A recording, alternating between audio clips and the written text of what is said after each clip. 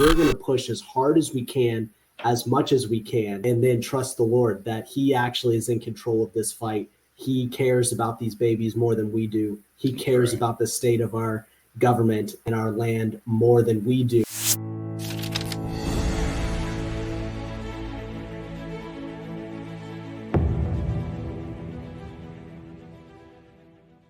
We have a special guest today. This young man has been a good friend. Personally, I've known Dr. John Seago for about 20 years and watched him grow from a young man into one of the top leaders in the state of Texas. And it's a joy to have him with us. John, thank you for joining us. Yeah, absolutely, Dave. Thanks for having me. John, you are currently the president of Texas Right to Life. But let's just take a few minutes and go back. Like I said, I think actually it was right about 20 years this year that we moved our family from Caroline to Magnolia. And actually, just before that moving, we had started going to Grace Community Church in Magnolia, which your dad, Dr. Ted Seago, was the lead pastor, and we first met. So a lot of things happened since then.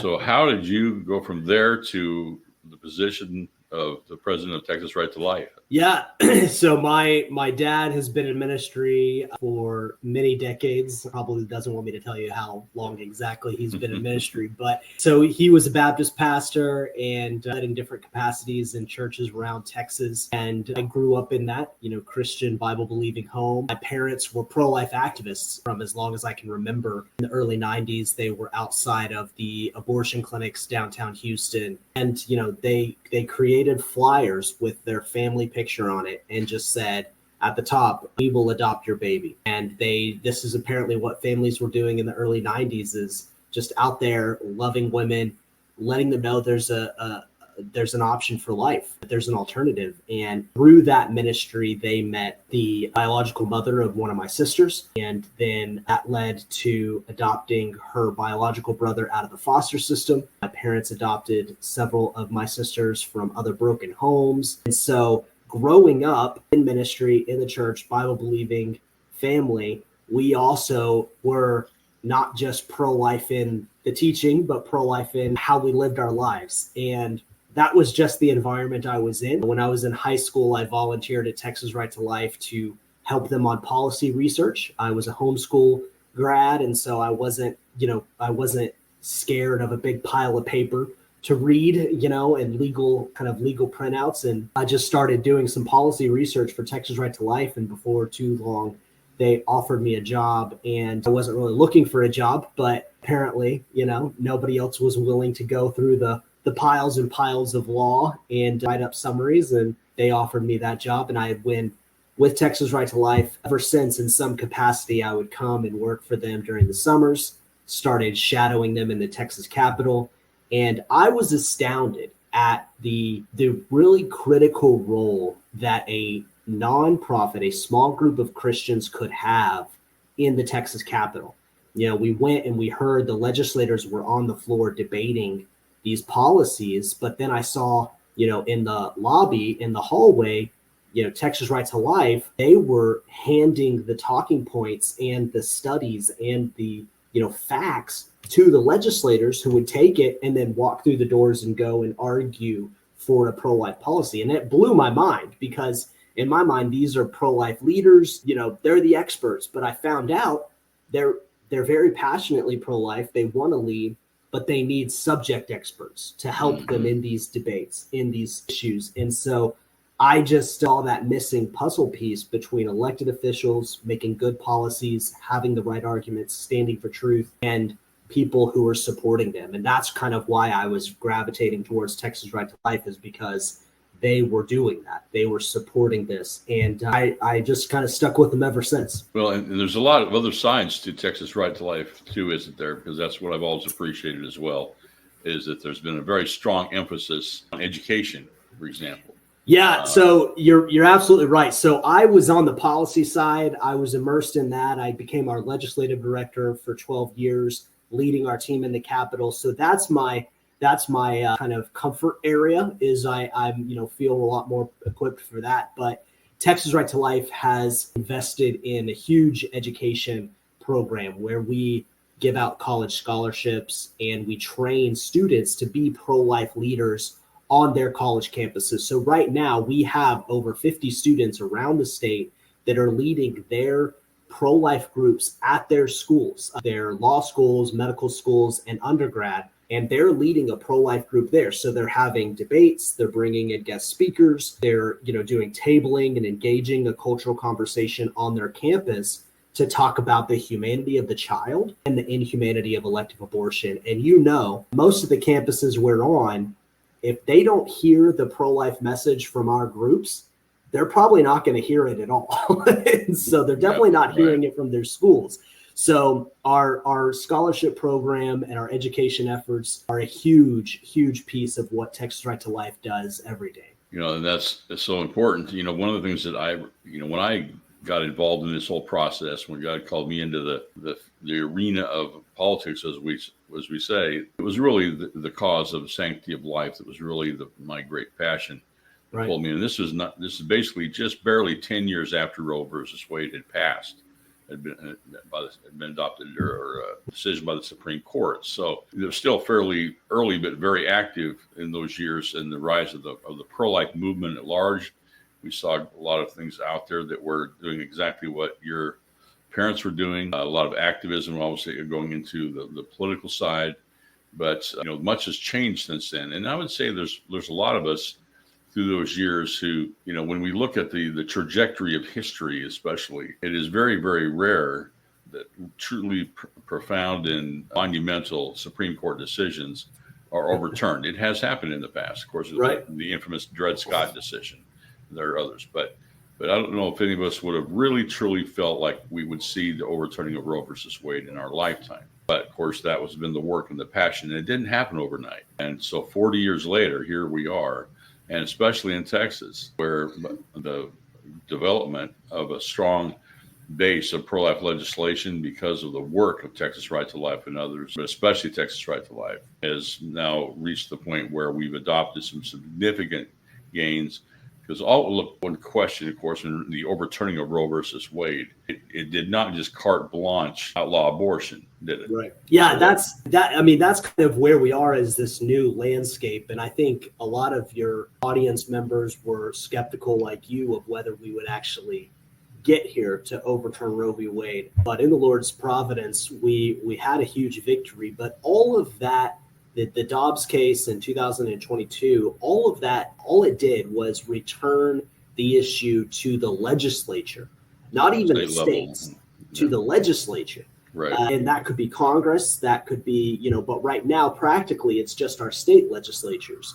And so, while we are celebrating having the official policy of Texas as outlawed abortions here, just a couple of hours west of here, we see that it's still legal to have abortion in New Mexico, and that many, many women are traveling to those other states. And so I don't think any, pro-lifer who has their eyes open on the injustice of abortion, on the violence of abortion, is comfortable with where we are. Okay, as long as they're not doing it in my backyard. No, right? We know every child is created in God's image. Every child is a blessing and a gift from the Lord, and it is only proper for a just society to embrace those children, to protect those children, not to turn our back on them, and definitely not to be the aggressors to cause their death. And so we're not done, right? We do have a bigger picture. Now, there's some huge barriers, right? The U.S. Senate is a big problem.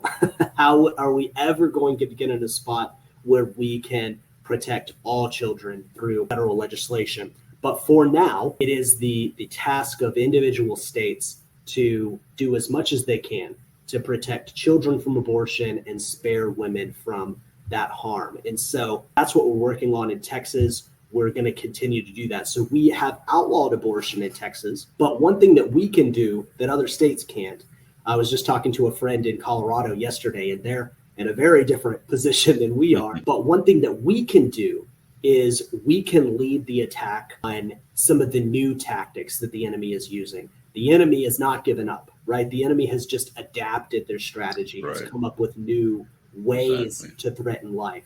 And so one thing we can do that we're leading at Texas Right to Life is how do we lead the effort to save more lives, even in the face of some very innovative practices. Well, and that's an important point, John, because ultimately what we do know is that, in fact, this is a phrase that's come up again recently, is, many people have heard this phrase, you can't legislate morality. Now that's usually said by somebody who's trying to keep the church out of the arena of politics. But the concept is, of course you can't legislate people into morality, in the sense that you can't, we know that legislation doesn't create a moral person. A moral person creates moral legislation. And ultimately, the public policy, the laws we pass in this country are going to be a direct reflection of the hearts of the people, of the majority of the people that are participating in shaping the government, I should say. So, with that said, what we know is that ultimately we still have to win the hearts. And this is the ongoing work ultimately of what is the core issue here at hand. And on a moral and spiritual level, as you said earlier, and this is where we start, is that child, and it's the life from fertilization, conception until natural death, is a divine spark, a gift from God with his image implanted in that life. And as a result of that, then that life, and the highest and most important purpose of government itself, according to the scripture, by the way, and according to our Constitution, is this defending of the life of the citizens and those under its jurisdiction. And a government that does not defend all innocent citizens equally, ultimately, it devolves into tyranny. And that's really the core issue here, is that baby, is that child, is that person a person? And does it deserve the protection of the law? And for example, you touched on this too, and I want to really illustrate this, that we talk about states' rights, we talk about this issue being put back to the states, the legislature. But what if Congress were to pass a law that says, look, every state can decide whether or not you're going to outlaw murder or not? So let's say we'll pick on California. So California decides, well, we're only going to criminalize capital murder. All of the categories of taking a life are just a misdemeanor or less. Right. Okay, would that pass muster with our U.S. Constitution's premise of equal protection?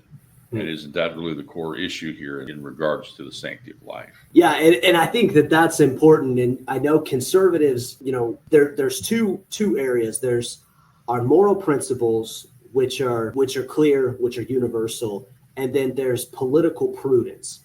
And so you look at Abraham Kuyper, Carl Henry, Chuck Colson. You look at these guys that had faithful public witnesses and have spoken into the space of how do you be a Christian in the public sphere. It requires prudence. It requires strategy.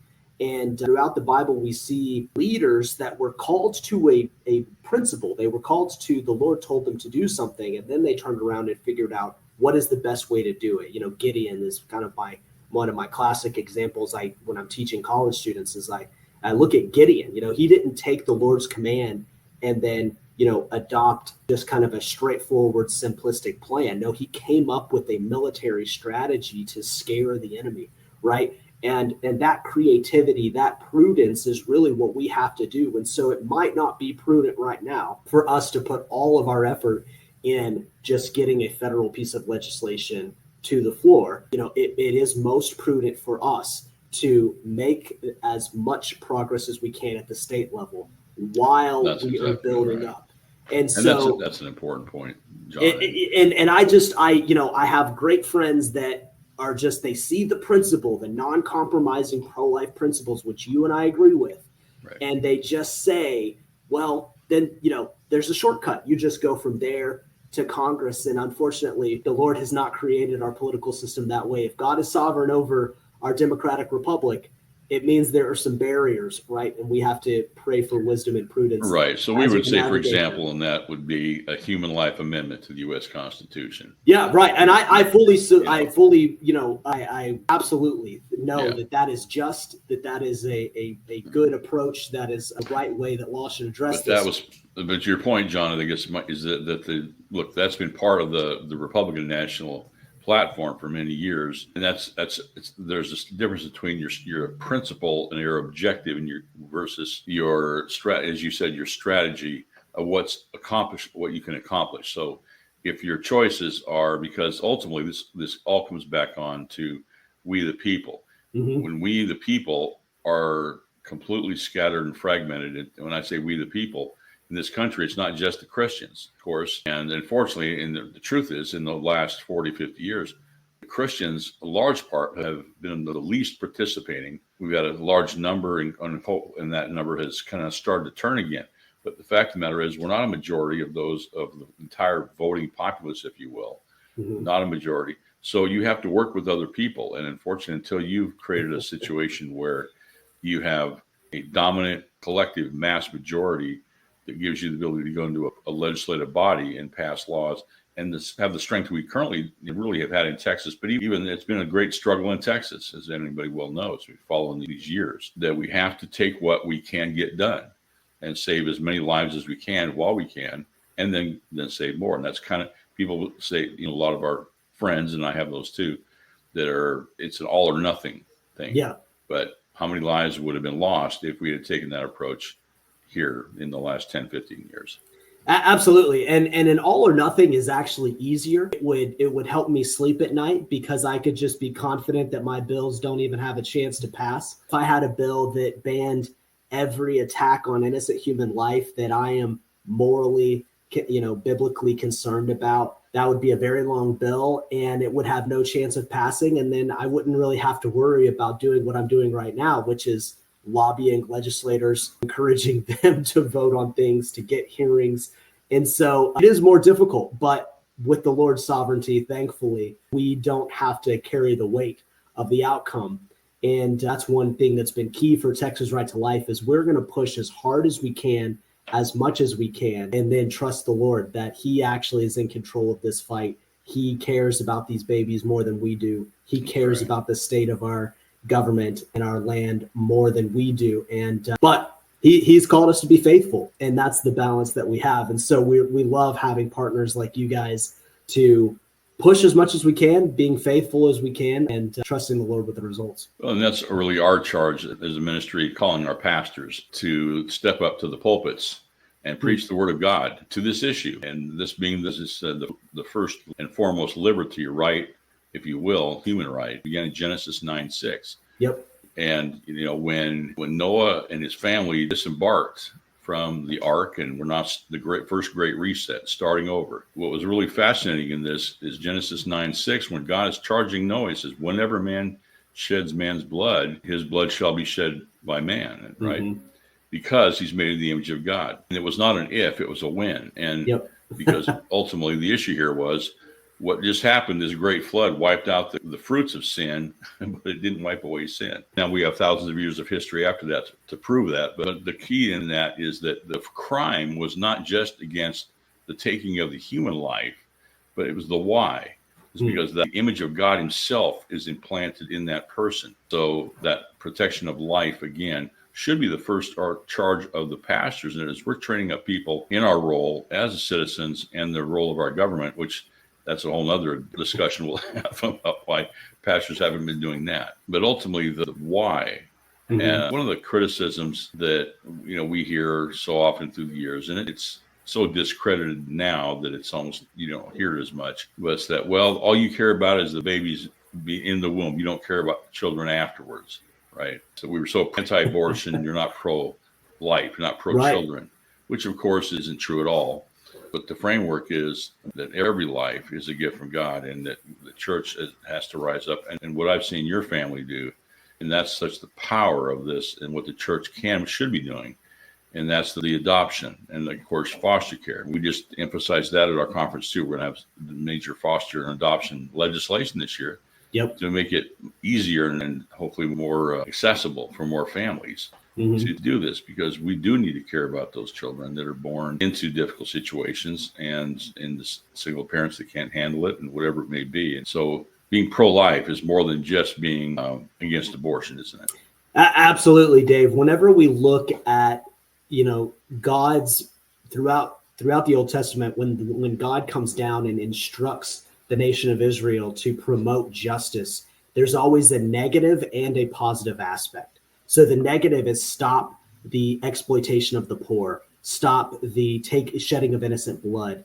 But there's a positive, take up the cause of the widow and the orphan and defend the innocent. And so there's always this kind of like, okay, negative, don't do that. But a positive, this should be your, this should actually be your cause is, leaving the wheat for the widow and the orphan that comes back on your land and takes them. And so through scripture, it has this negative and positive aspect. Now, as Republicans, as conservatives, we're very comfortable with the negative. Just stop the bad stuff, right? Sometimes it's a little uncomfortable on the positive. Wait, you want government to not just punish evil, but to promote good. Those are the New Testament terms in First Peter. That's a little bit more difficult, but at Texas Right to Life, we try to lead our legislators in here are some positive things that we can do to build a pro-life state. Yes, we want an abortion-free state. That is part of justice, but we also want a pro-life state.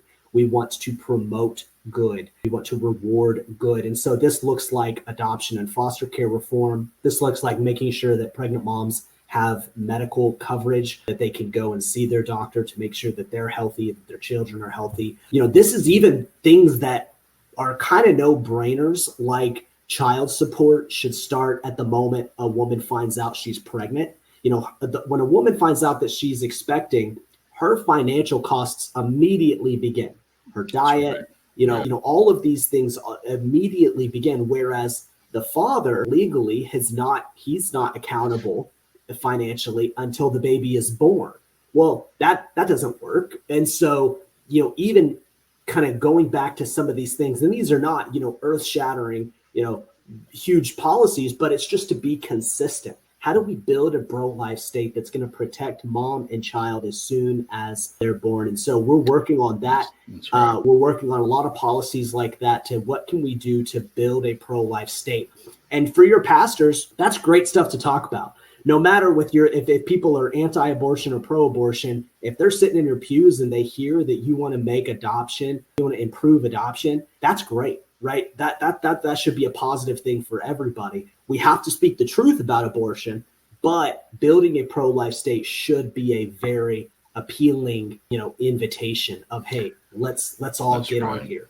And that's the power of what we should be bringing to this is the very essence of the gospel itself. Because we have to be about justice, and we have to have a system of justice that works and that truly punishes those who commit crimes in a capacity that's equal to the crime. And that's right. the beauty of our system. We also have to have a system of reason and compassion as well that balances those. And the very nature of the gospel is that we have a God who is perfect justice and perfect mercy. That his justice was so pure and so demanding, ultimately, that the cost of our sin was death, eternal separation from God. But his love was so great that he took it upon himself to pay that penalty to restore us to him through Christ. And so he is both. Yep. And that's really the charge for us, too, is we have to have a rule of law. We have to have a justice. We have to have laws that are against things. And you can't be for something if you're not against the opposite of that. And this, again, is one of our myths. So we are for life. Yep. And that's the thing that we need to see. And right now, the numbers we've heard, there's about 30,000 children, for example, right now in the foster care system at any given point in the state of Texas. And that's continuously. That number varies a little bit from time to time, but there's a constant flow of children in and out of that system. One of the things we understand is that, look, why are they there to start with? Right. It's the same reason we had out of wedlock births and abortions, because we rejected God's principles and ways of his design of marriage and family, which is you come together as a man and woman, you unite in marriage, and then you have children. Then you protect and raise those children until they're able to take care of themselves and be on their own in that sense. As a society, we've walked away from all of that over the years, and we're seeing these consequences now, all these issues. But yeah, and Dave, I'll just say, I mean, whenever where my bills begin at stopping abortion, that is the fruit. I'm already dealing with the fruit of so much spiritual decline, so much spiritual brokenness. You and I, when we're talking about some of these issues, it's like by the time they get to this, there's already been the breakdown of the family. There's already been the breakdown of valuing marriage. And so I would encourage your pastors, whenever I talk to pastors, they're always worried about, like, where do I begin? What if I start talking about politics? Just start talking about the image of God. Just start talking about the image of God, every individual. And that means, your girlfriend. That means, a girl that you have had sex with and that now, you're dealing with, okay, do I treat them like an object? Do I treat them like a person, created in the image of God?